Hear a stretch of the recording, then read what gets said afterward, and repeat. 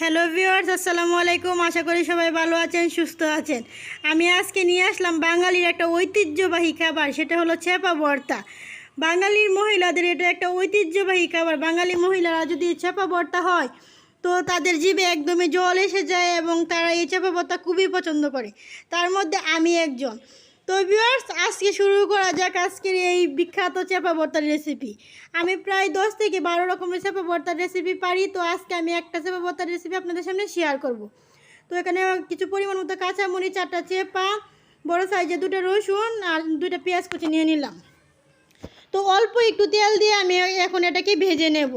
তো অল্প একটু তেল দিয়ে আমি এটাকে নাড়াচাড়া করে লালচে করে ভেজে নেব। ভেজে নেওয়া হয়ে গেলে আগে থেকে কেটে রাখা 2টা রসুন কুচি দিয়ে দিব। তো এখানে 2টা বড় সাইজের রসুন কুচি আছে, সেটাকে আমি একটু ফালি করে দিয়েছি। ফালি করে দেওয়ার কারণে কি হবে, এটা তাড়াতাড়ি সেদ্ধ হয়ে যাবে এবং ভাজতেও সুবিধা হবে। তো এখন আমার রসুনটাকেও আমি একটু হালকা বাদামি করে ভেজে নেব। ভেজে নেওয়া হয়ে গেছে। এখন আমি আগে থেকে বড় সাইজের 2টা পেঁয়াজ কুচি আমি এটার মধ্যে এখন দিয়ে দিব। দিয়ে আমি রসুনটাকে যেমন করে বাদামি কালার করে ভেজেছি, সেম এরকম করে বাদামি কালার করে ভাজবো।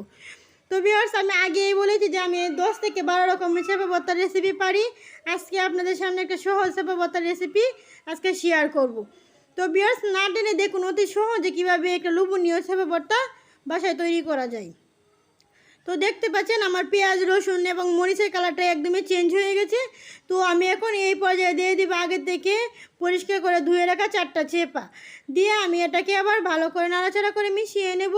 চেপাটাকে কি করবেন, পেঁয়াজ রসুনের নিচ দিয়ে রাখবেন, দেখবেন 1-2 মিনিট ভাপ দিলেই হয়ে যাবে চেপা ভর্তা।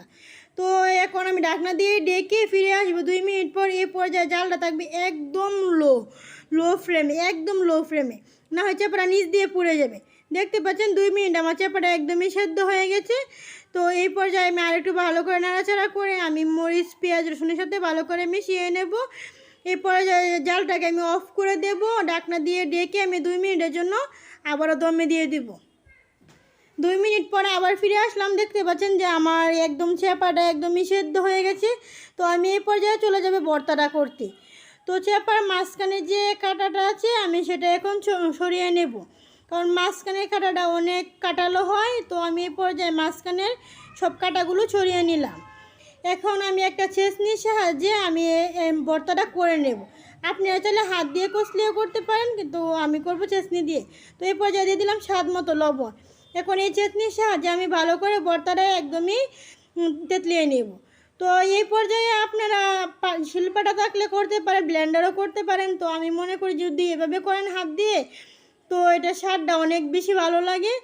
তো আমার করা একদমই শেষ। এখন আমি একটা চামচ দিয়ে ভালো করে মিশিয়ে আপনাদের সামনে তৈরি করে দেখাবো আজকের এই ছেপা ভর্তার রেসিপি। অবশ্যই সবাই কমেন্ট করে জানাবেন আজকের এই ছেপা ভর্তার রেসিপি আপনাদের কাছে কেমন লাগলো। অবশ্যই বাসায় একবার হলেও ট্রাই করবেন এই ছেপা ভর্তার রেসিপি। একবার যদি এই ছেপা ভর্তা করেন, গরম ভাতের সাথে নিয়ে খেলে আর কিছু লাগবে না আপনার ভাতের সাথে। তো ভিউয়ার্স, আজকের মতো এখানেই বিদায় নিচ্ছি। সুস্থ থাকবেন, ভালো থাকবেন।